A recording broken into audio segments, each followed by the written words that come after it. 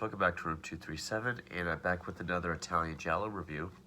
And for this, this is another one from the 80s, and it is The Killer is Still Among Us, which I have not shown this before because this just came in yesterday, and is the first part of Vinegar Syndrome's Forgotten Gialli Volume 4, which I pre-ordered this, I think Saturday or Sunday. It was released, I think, Monday, and I just got it yesterday. So, it got sent out pretty fast. Now, 3 and 4 I have in the actual box set edition. 1 and 2 I have in the standard single case edition. But it came with Killer is Still Among Us, Arabella Black Angel, which I know nothing about this film, and The Sister of Ursula, which I already had. I had the Severin DVD, but now I got both. So I really only have to review these two. And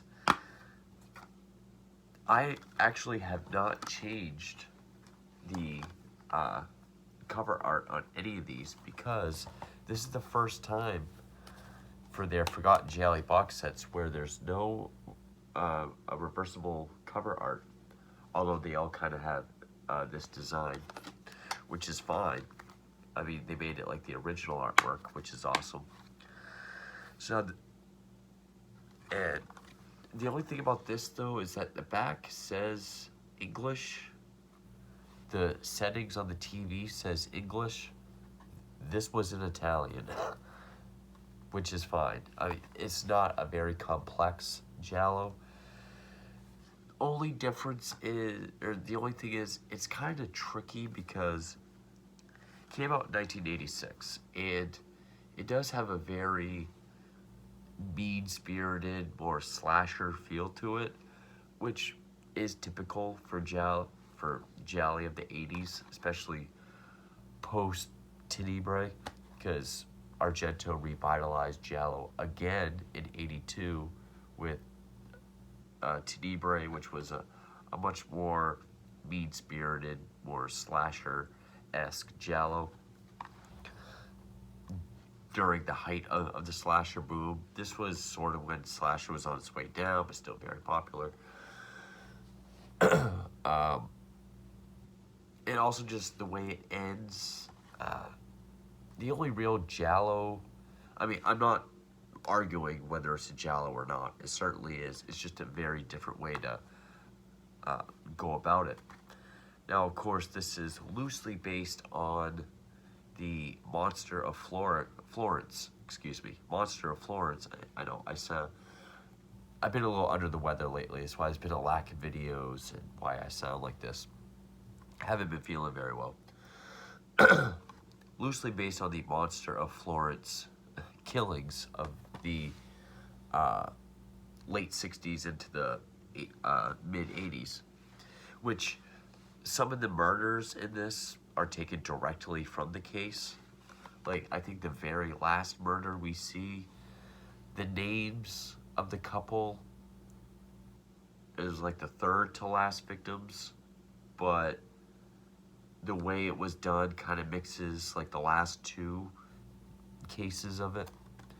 So it kind of is loosely, it takes facts and kind of makes it its own. Following a criminology student who's doing a thesis on this killer. They never call him the Monster of Florence, like it's not about him or about the killer.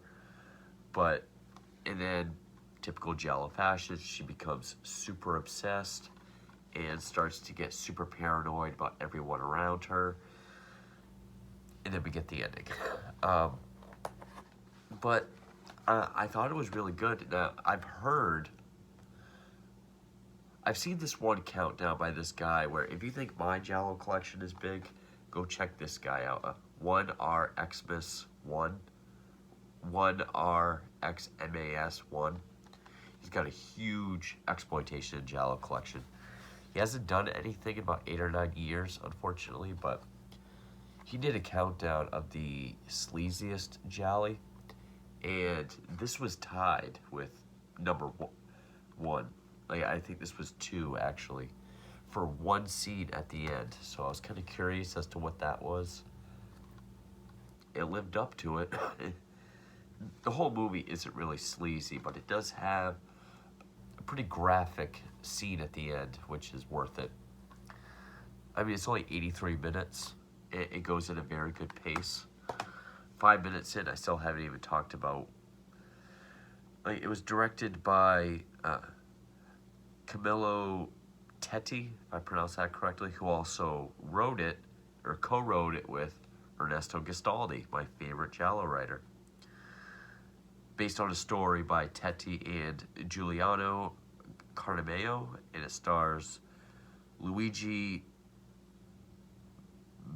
Mezzanotte, Giovanni Vicentin, Ivan D'Abraccio, Francesco Capitano, Mariangela D'Abraccio, and Riccardo Parisio Perotti. Yeah, they all had a mouthful. Music was done by Detto Mariano, which that name doesn't really sound familiar. I don't know. It doesn't really give me anything else he's done. And released in 1986. It doesn't have any other alternate titles, just The Killer Is Still Among Us. And yeah, I thought, for some reason, I thought this was released as The Monster of Florence overseas, but I guess it's just this title everywhere. And I believe this is the only time this has been released here in the States. In fact, I'm pretty sure. I think for a while you could really only get like a German DVD of this, but I could be wrong. Now, it opens up, of course, it opens up with the kill. And there was one thing that kind of confused me, because we get 3 or 4 different, well, it's like the opening kill, and then later on when she's doing her investigating, is she kind of finds this world of voyeurs that all get together and watch couples make out and have sex in cars. It's like the same couple in the same car. Like, I think it was a white Pinto. I don't know if that's because of lack of actors or what, but it kind of confused me at first.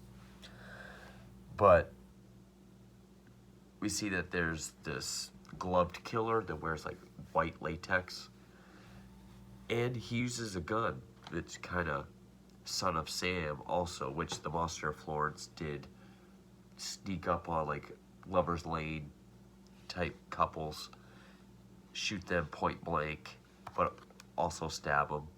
But it's not too often you get a Giallo where the killer uses a firearm. Shoots the couple, and then we see him drag the female body out. It kind of pokes at her body at certain parts with just the tip of the knife. And then we get this cool angle where it's like her leg is like in front of the camera like this. And we see him come in with a stick and just... And I guess he was playing hide the stick. But, so then we meet our lead, who's a criminology student named Christiana. They call him Il Mostro, which I guess means the maniac. Which, she's looking into murders from 1974, and this takes place, you know, when it came out, or seemingly like 84 or something, judging by, you know, the last kill scene we have and when it took place in real life.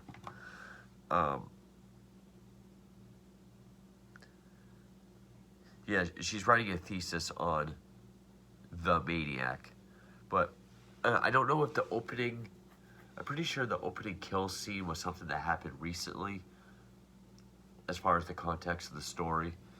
So, because she keeps saying the maniac that killed the couple, or like the couple killer, and like this new murder is kind of generating interest. I could be wrong about that, but basically the whole movie is just, her obsessing over it. She talks to her professor, and the movie does do a good job at shifting our attention around and kind of making everyone equal suspects. And the way the film ends, kind of a smart way to go about it, because I mean, like, her professor keeps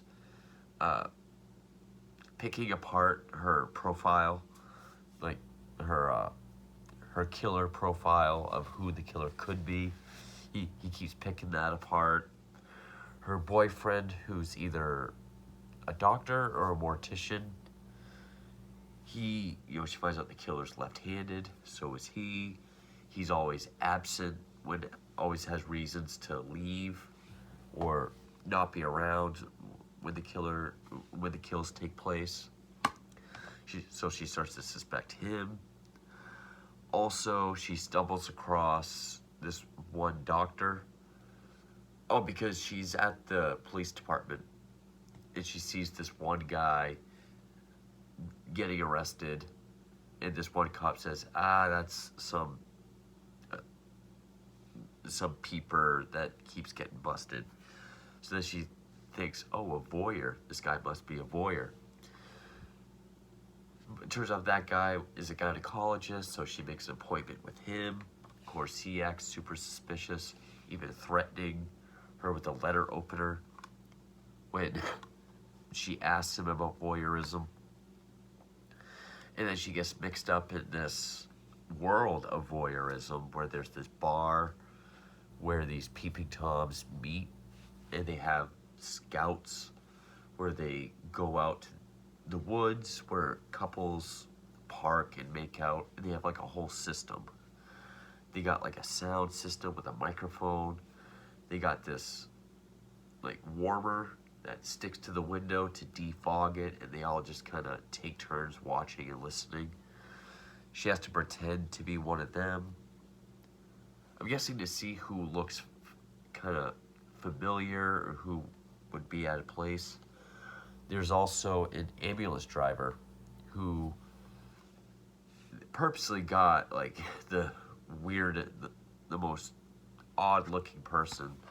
Just like a short, stout, like long curly hair, but like bald up top, who looks the most out of place, except in a place like that. I think his name was like Breary or something. He's like the most obvious, but then he gets arrested, but the kills continue. And, she gets these threatening phone calls or strange phone calls, and everyone pretty much telling her to drop it, essentially. But she just becomes more and more obsessed. And it does follow the Giallo trope of, like, at the bar, the bartender says, hey, I get off at 1. I see this shit all the time. Come and meet me at 1. I'll fill you on everything I know about the people that come in, and I'll tell you whatever I can. So she does, but when she shows up, he's found dead and hanging from the ceiling. Typical in Giallo, anyone with information gets killed before they can give it. And it all leads up to this one final scene that it is actually pretty well done. It's not overly stylish. It's pretty straightforward. I mean, it even has kind of slasher opening credits, where it's just like, this slow pan over the skyline of trees. Music, especially this one kill, or this one sequence where I believe this was the third to last case in real life, where there's a couple in the car, they backed up and got stuck in a ditch, and the killer didn't have time to mutilate them. The way that was done, I mean, it's like silent as the killer approaches them in the car, and he shoots, and we just get like this slow motion of the glass just with like this loud music. is sort of this loud but ominous music. That's about as stylish as it gets, except for at the end, without spoiling, we have a seance kind of juxtaposed to the final case that we see. There's a little bit of style in that, but it's not like an Argento film. It's actually pretty straightforward. But I thought the acting was fine. Some of the dubbing, there was one dubbing that really I thought was kind of funny, which is got the medium at the seance.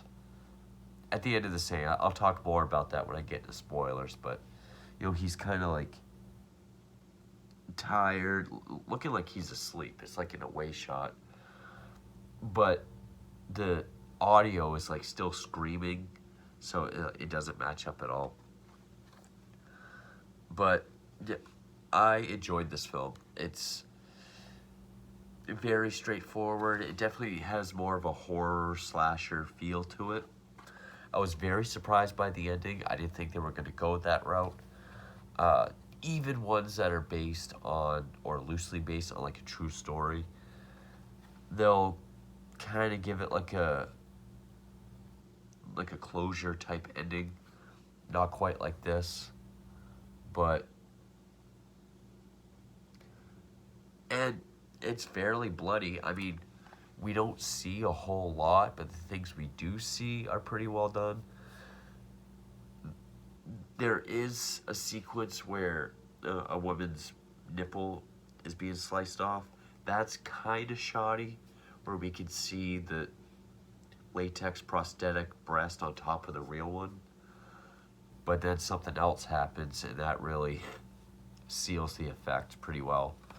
But for how straightforward it is, and it did feel kind of refreshing to see a Giallo with, I don't find shooting as interesting as a stab, but when this is your 108th Giallo review, kind of nice to see something a little different. And then the way it ends, which I'll get into that, spoilers, but I did enjoy this, and I highly recommend, if you're gonna get this, get it with Forgotten Gialli Volume 4.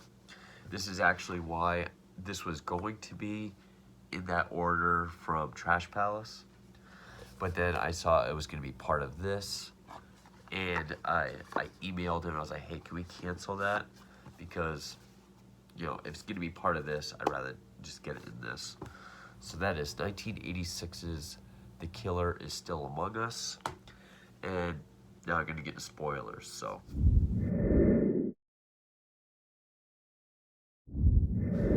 So, one of the next to last cases, which is when the car backs into the ditch and the killer didn't have time to mutilate the corpses because another car came. Actually, those names are actually the same as in real life, like Paolo and Tonella, I believe it was. I have read about this case prior. If you follow my channel, I got a bunch of serial killer true crime books over there that I've read cover to cover several times, but there's so many that it gets lost in the ether. But they actually have the real names. They're actually friends of our lead and another friend of hers. So that's why they decide to go to a seance. It's like their last ditch effort to see if her spirit will give them any kind of clue as to who the killer was. Now, at this point, she really suspects her mortician doctor boyfriend. At one point, she even found bloody latex gloves in the trash, which he says he forgot to take them off while he was at work. And he's always leaving, he's always absent. But when she says that she's going to the seance, he says, we were supposed to go see Hitchcock tonight. It shows that he's obsessed, or he's fond of horror films. cable or in the theater. He wanted to go to a special Hitchcock screening, which she drops him off, but then we see him kind of peer around, then leave. Then she goes to the seance, and it's not like he's conjuring the spirits of their friend that they wanted to ask, but more so he's witnessing a murder that's happening at the moment, and it keeps cutting back and forth. It actually does a good job at raising some tension and kind of, getting the excitement going.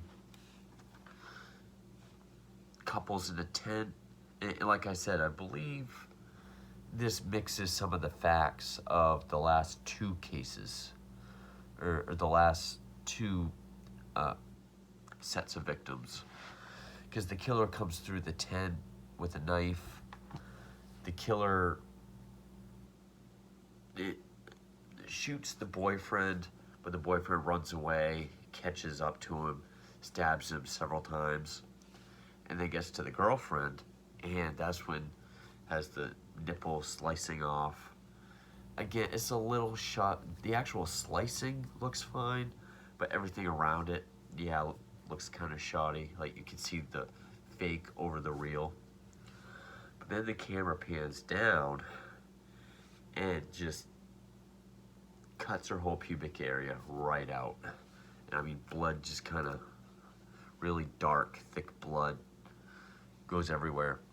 Pretty decent. I mean, he grabs a whole of that hair and like he cuts deep on one side, then the other side, and at the top. And when he pulls that off, decent looking effect, which did happen in one of the last victims of the Monster of Florence. And it keeps cutting back and forth between that and the seance, and then the medium does suffer a wound or the pain of a wound that one of those two kids gets.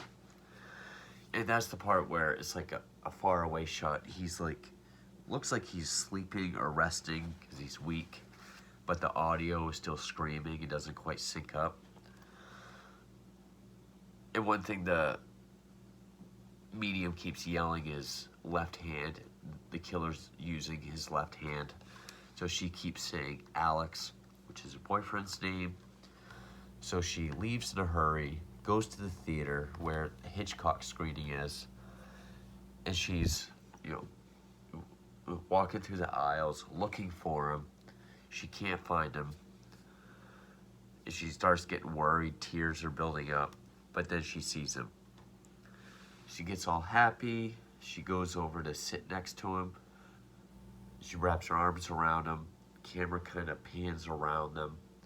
But we see he's eating popcorn with his left hand, which I think was kind of a hint, because the way it ends is it pans around, and then when we get to the other side where she's sitting, she looks up at the camera and just says, "Oh, excuse me." And then the camera sort of pans away, like as if she was talking to us. Shows the screen, and it's the opening to this movie. It shows the title, "The Killer is Still Among Us." And then there's a caption like, this movie was to help younger people prevent these murders and potentially help solve these grisly murders. So, kind of like that. So yeah, it has like a Black Christmas type ending. A Giallo where we don't find who the killer is. But I like how it had that final hint, like, even though we're not telling, like, it's not coming right out and saying Alex did it, but it is giving us that hint that, he's eating with his left hand. Also, after the couple that was their friends were killed, there's a newspaper clipping saying that one weird-looking ambulance driver that was arrested was released just prior to their friends being killed. So I mean, it could have been Alex, could have been that ambulance driver, still could have been that gynecologist or even her professor. Everyone's kind of more or less equally suspect. There was one thing that dealt with this one drug that dealt with nerves that she found out her boyfriend was taken, which was just another thing that made her think it was him. But I like how they took this true story. I mean, there's a bunch of Jack the Ripper movies where they have Jack the Ripper being caught or something like that. I like how, they didn't really point the finger at someone or anyone more than someone else and say it's them, but the characters don't know it yet. Which would have been kind of a Hitchcockian ending to kind of show the audience who the killer is, but not the characters, to show that it's going to continue. And they were at a Hitchcock screening. Anyway, but I thought it was kind of smart to just, I wasn't expecting them to not, say who the killer was, but, so I was surprised by that. And ultimately, that's really different for a Giallo. I mean, so we have firearms, we have the fact that it's loosely based on a true story, which doesn't always happen. I mean, there's the Pajama Girl case. I think the Embalmer was, to a certain extent. You don't get a lot of them, the true crime Giallo. Also, especially one where the killer in real life was never caught, and the whole point is mystery who the killer is, and they don't give us a what if. They don't go ahead and say, well, they thought it was this person. Even though, yeah, they do make Alex a bit more suspect than others, I think it ended it on a pretty equal basis. And it was one of the more surprising endings I've seen in a Giallo in a while, just because they took that route. So, I feel like I gotta rest my voice. I still don't feel very well, but... So yeah, that is 1986's The Killer is Still Among Us. My next one will be Arabella Black Angel, which came out in 1989. I don't know if this is going to be the last one, the last volume from Vinegar Syndrome, but they're really busting out the late entries with this. I mean, this was still the 70s, but 78, then 280s. I don't know if the next one's going to be more 80s and then into the 90s, or if this will be the last one, but I love these sets, and I'll get every one that they put out. So, yeah, Arabella Black Angel will be next. And then I'll go back to the Trash Palace movies. And I still have Francesca from the guys that did Abracadabra and Sono Profondo. And Amer, which I have watched. I may watch it again, because it's from the husband-wife team behind Strange Color Your Body's Tears. It's great, but I feel like I need to watch it again. Yeah, very different, very stylish, almost a silent movie. Visual, this video's not about that. Good movie. So I still have these Giallo tributes. I still have that stack of Giallo to get to, and Arabella Black Angel. So my Giallo collection is now up to 115 titles. When Amok comes in, it'll be 116. Maybe when I get to 120, I'll do another complete Giallo collection video. But anyway, stay tuned for more Giallo reviews, and thank you for watching.